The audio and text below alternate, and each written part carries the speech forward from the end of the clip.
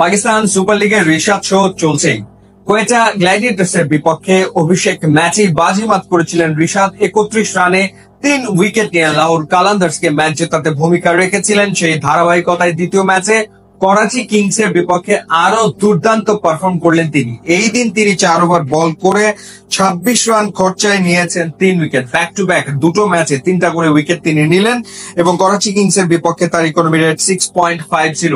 কিন্তু এই স্ট্যাটটা একটু অন্যরকম আসলে হতে পারতো এরকম 4 ওভার বল করে 20 রানে 4 উইকেট নিয়েছেন রিশাদ, এবং সেটা যদি তিনি করতে পারতেন সেটা তার ক্যারিয়ার বেস্ট পারফরমেন্স আসলে হয়ে যেত। সেটা হয়নি, কারণ চতুর্থ ওভারের শেষ বলে খুশদিল শাহ তাকে একটা বড় শট খেললো।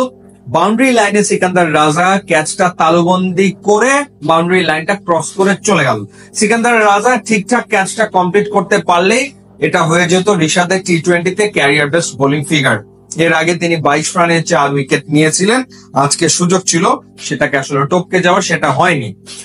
তাহলে যেটা হতো যে ইনিংসে নিজের প্রথম বলে উইকেট এবং শেষ বলে উইকেট। তাকে শাহিন শাহ আফ্রিদি বোলিং এ এনেছিল হচ্ছে 8ম ওভারে। প্রথম ওভারে মাত্র 1 রান তিনি দিয়েছেন, উইকেট নিয়েছেন দুটো, দারুণ দুটো উইকেট নিয়েছেন। প্রথম বলে তিনি শান মাসুদকে আউট করেছেন এবং বিলিংস এর কৃতিত্ব দিতে হয় উইকেট কিপার, তিনি দারুণ ভাবে ক্যাচ নিয়েছেন। এরপর তিনি আউট করেছেন ইরফান খানকে। দ্বিতীয় ওভার বল করেছেন, দ্বিতীয় ওভারে মাত্র 3 রান দিয়েছেন এবং সেই ওভারে তিনি একটা উইকেট নিয়েছেন।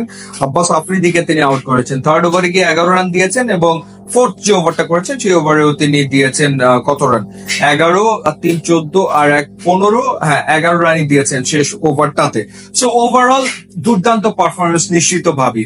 এবং ব্যাক টু ব্যাক দুটো ম্যাচে যে ব্যাপারটা ঘটেছে যে আগে ব্যাট করেছে লাহোর কালান্দার্স, তারা কোয়েটা গ্ল্যাডিয়েটর্স বিপক্ষে 219 রান করেছিল।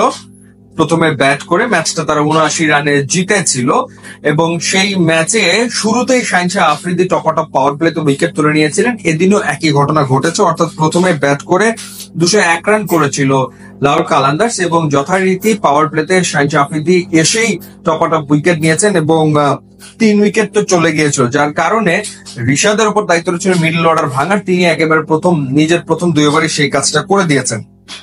ফখর জামান 76 রানের একটা সুপার ইনিংস খেলেছেন, ড্যারেল মিচেল 75 রানের ইনিংস খেলেছেন, যার কারণে 201, 6 উইকেটে। এবং যেটা বলছিলাম যে পাওয়ার প্লেতেই আসলে 39 রানের ভেতরে করাচি কিংস 2 উইকেট হারিয়ে ফেলেছিল, বাকি ধাক্কাটা দিয়েছেন রিশাদ। সো 4 উইকেট হয়ে গেলে এককভাবে উইকেট টেকারদের তালিকাতে শীর্ষে চলে যেতেন তিনি। এখন আবরারের সাথে যৌথভাবে 6 উইকেট নিয়ে শীর্ষে রয়েছেন। আশা করি সামনের ম্যাচগুলোতে তিনি তার এই ধারাবাহিকতা ধরে রাখতে পারবেন এবং তার যে লক্ষ্য সেই লক্ষ্যে তিনি পৌঁছতে পারবেন, অর্থাৎ লাহোর কালান্দার্সকে পাকিস্তান সুপার লিগের ট্রফি জেতানো। ইউটিউব ইনস্টাগ্রাম লিঙ্ক আছে, আপনারা যোগ দিলে খুবই খুশি হবো। And thanks for watching.